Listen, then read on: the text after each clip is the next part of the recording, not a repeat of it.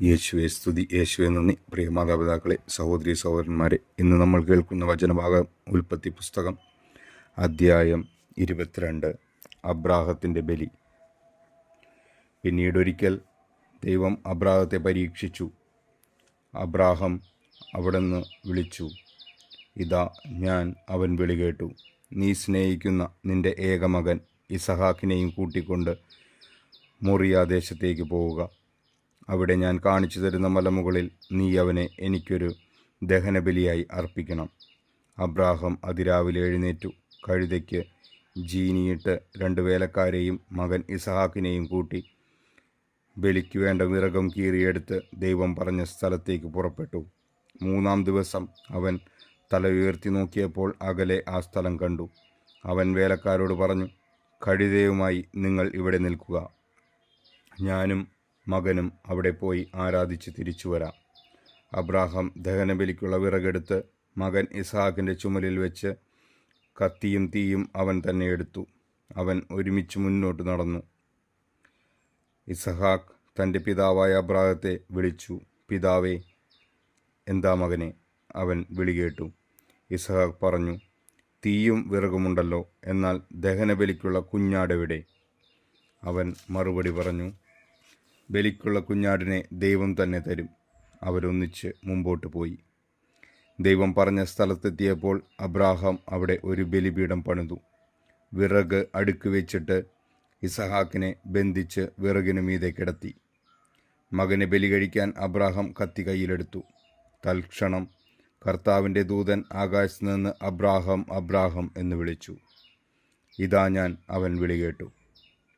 കുട്ടിയുടെ മേൽ കൈവയ്ക്കരുത്, അവനെ ഒന്നും ചെയ്യരുത്. നീ ദൈവത്തെ ഭയപ്പെടുന്നവനെന്ന് എനിക്കിപ്പോൾ ഉറപ്പായി. കാരണം നിന്റെ ഏകപുത്രനെ എനിക്ക് തരാൻ നീ മടി കാണിച്ചില്ല.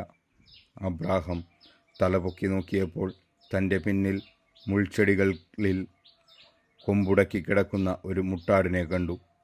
അവൻ അതിനെ മകനു പകരം ദഹനബലി അർപ്പിച്ചു. അബ്രാഹാം ആ സ്ഥലത്തിന് യാഹ്വേയിരെ എന്ന് പേരിട്ടു. കർത്താവിൻ്റെ മലയിൽ അവിടുന്ന് വേണ്ടത് പ്രദാനം ചെയ്യുന്നുവെന്ന് ഇന്നുവരെയും പറയപ്പെടുന്നു.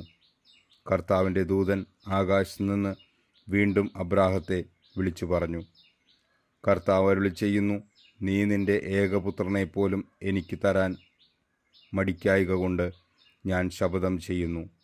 ഞാൻ നിന്നെ സമൃദ്ധമായി അനുഗ്രഹിക്കും. നിന്റെ സന്തതികളെ ആകാശത്തിലെ നക്ഷത്രങ്ങൾ പോലെയും കടൽ തീരത്തിലെ മണൽത്തരി പോലെയും ഞാൻ വർദ്ധിപ്പിക്കും. ശത്രുവിൻ്റെ നഗര കവാടങ്ങൾ അവർ പിടിച്ചെടുക്കും. നീ എൻ്റെ വാക്ക് അനുസരിച്ചതുകൊണ്ട് നിന്റെ സന്തതിയിലൂടെ ലോകത്തിലെ ജനതകളെല്ലാം അനുഗ്രഹിക്കപ്പെടും. അബ്രാഹാം എഴുന്നേറ്റ് തൻ്റെ വേലക്കാരുടെ അടുത്തേക്ക് ചെന്നു. അവരൊന്നിച്ച് ബേർഷബയിലേക്ക് തിരിച്ചുപോയി. അബ്രാഹാം ബേർഷബയിൽ പാർത്തു. തൻ്റെ സഹോദരനായ നാഹോറിന് മിൽക്കായിൽ മക്കളുണ്ടായ വിവരം അബ്രാഹാം അറിഞ്ഞു. അവർ മൂത്തവനായ ഊസ്, അവൻ്റെ സഹോദരൻ ബൂസ്, ആരാമിൻ്റെ പിതാവായ കെമുവേൽ, കേസെദ്, ഹാസോ, പിൽഷാത്ത്, ഇദ്ലാഫ്, ബെത്തുവേൽ എന്നിവരായിരുന്നു. ബെത്തുവേൽ റബേക്കായുടെ പിതാവായിരുന്നു. അബ്രാഹത്തിൻ്റെ സഹോദരനായ സാഹോറിന് മിൽക്കായിൽ ഉണ്ടായവരാണ് ഈ 8 പേരും. അതിനു പുറമെ അവൻ്റെ ഉപദാനിയായ റവുമായിൽ നിന്ന് തേബഹ്, ഗഹം, തഹഷ്, മക്കാഹ് എന്നീ മക്കൾ ജനിച്ചു. നമ്മുടെ കർത്താവായ ദൈവത്തിന് സ്തുതി. ഈ തിരുവചനം നമ്മുടെ ജീവിതത്തിൽ സന്തോഷവും സമാധാനവും ഐശ്വര്യവും കൊണ്ടുവരട്ടെ. ആമേൻ.